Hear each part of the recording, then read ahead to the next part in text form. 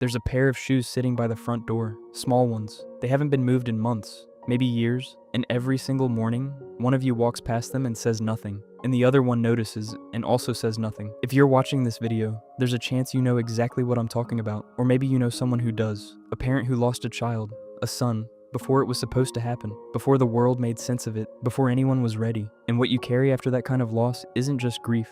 It's something deeper, something the people around you can't see, and something you may not even have words for yet. But today, we're going to name it. The loss of a child is widely regarded in psychology as the single most devastating experience a human being can endure. It violates every biological and psychological expectation we carry as parents. We are wired, at the deepest neurological level, to protect our children. When that protection fails, something inside the brain doesn't just grieve, it fractures. Research in bereavement psychology, particularly the work on parental grief by Dr. Therese Rando and others in the field of traumatic loss, has consistently shown that parents who lose children experience grief that is more intense, longer lasting, and more complex than virtually any other form of bereavement. And yet, the world around these parents moves on. Coworkers stop asking, friends change the subject, even family members start to say things like, "It's been a year now," as if time is supposed to fix what time cannot touch. If you're one of these parents, you're not imagining it. This grief is different, and there's a reason it feels like it will never end. In this video, I'm going to walk you through 4 psychological truths about what parents carry after losing a son too soon. Truths that most people around you will never understand. And by the end, I hope you'll feel a little less alone in what you're going through, because what you're feeling isn't weakness, it's love with nowhere left to go. Reason 1, the identity collapse. You don't just lose a child, you lose a version of yourself. Here's something that surprises a lot of people. When a parent loses a son, they don't just lose the child, they lose the parent they were to that child. And that distinction matters enormously. Think about it. You weren't just a parent, you were his parent, the one who knew how he liked his sandwiches cut, the one who could tell from the sound of his footsteps whether he'd had a good day at school. You had a role that was completely specific to him, and when he left, that role didn't transfer, it disappeared. Psychologists call this identity discontinuity. It's the experience of losing a core part of who you are, not just who you loved. And it helps explain why so many grieving parents say things like, "I don't know who I am anymore." That's not a metaphor, that's a literal psychological experience. Imagine a mother named Claire. Her son Daniel was 7. Every evening she read to him before bed. It was their ritual. After Daniel passed, Claire found herself standing in the hallway at 7:30 every night, not because she forgot, but because her nervous system hadn't caught up. Her body still expected to be Daniel's mom at 7:30 p.m. As in a way, it still was. If this has happened to you, these phantom routines, these ghost habits, know that it's not a sign you're stuck. It's a sign your love was deeply wired into who you were. But here's the part most parents don't realize. Reason 2, the guilt loop. Your brain will search for a reason, even when there isn't one. After losing a child, almost every parent enters what psychologists call the cognitive search for meaning. Your brain cannot accept that something this devastating happened randomly, so it starts looking for a cause. And when it can't find an external one, it turns inward. If I had taken him to the doctor sooner, if I hadn't let him go that day, if I had just been there. This guilt is one of the most painful and persistent features of parental grief, and it's almost never rational, but it feels absolutely real. That's because your brain is running a survival program.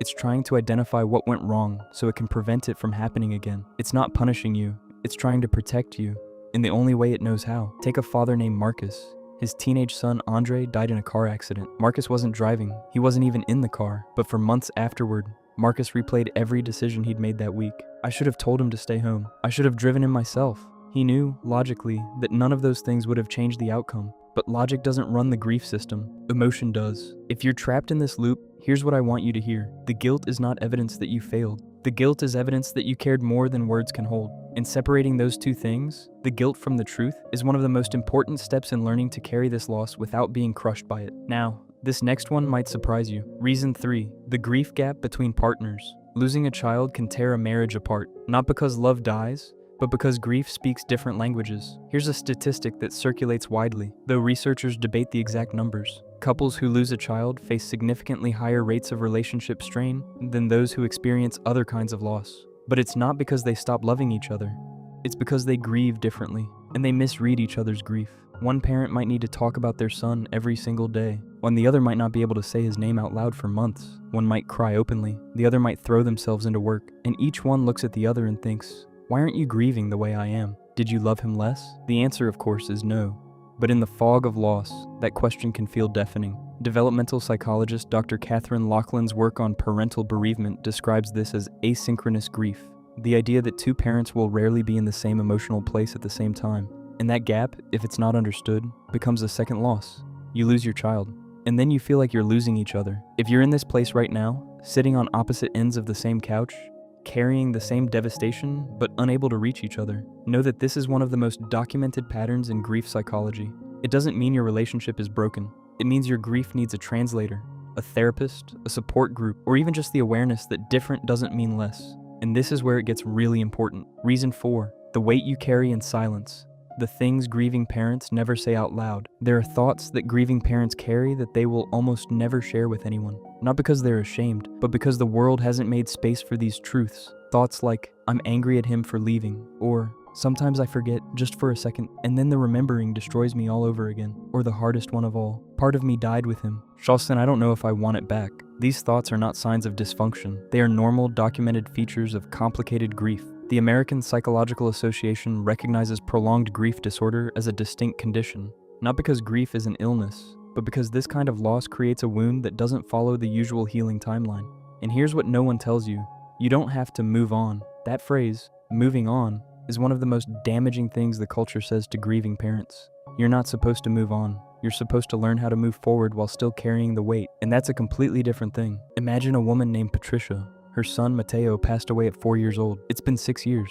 And people tell her she looks so strong. But what they don't see is that Patricia still sets Mateo's place at the holiday table. Not because she's confused, because it's how she keeps him present. That's not pathology. That's love that refuses to be erased. If you do something similar, if you keep his room the same, or wear something of his, or talk to him in the car, you're not broken. You are a parent, and parents don't stop parenting just because the world tells them to. I want to say something directly to you right now. And I want you to hear it, not as advice, but as truth. You didn't fail your son. You loved your son, and the weight you carry, the guilt, the silence, the shoes by the door, the birthday candles you light when no one's watching, all of that is not a sign that something's wrong with you. It's a sign that something was deeply, irreversibly right. You bonded with a human being so completely that his absence reshaped your entire nervous system. That's not a flaw. That's the most profound thing a person can experience. And if the world doesn't understand why you still cry at the grocery store when you see his favorite cereal, that's okay. They don't need to understand. You understand. And the parents watching this video right now, they understand too. You are not alone in this. You were never alone in this. Your son's life mattered. Your grief proves it. And the fact that you carry it every single day without anyone seeing is not your burden. It's your bond. And no amount of time will take that away, nor should it. If this video helped you see your grief differently, even just a little, hit subscribe. I post every week about the psychology behind parenting's hardest moments, and I want to hear from you. What is the one thing you carry that no one around you understands? Drop it in the comments below. I read every single one, and sometimes just knowing someone heard you is the first step toward breathing again.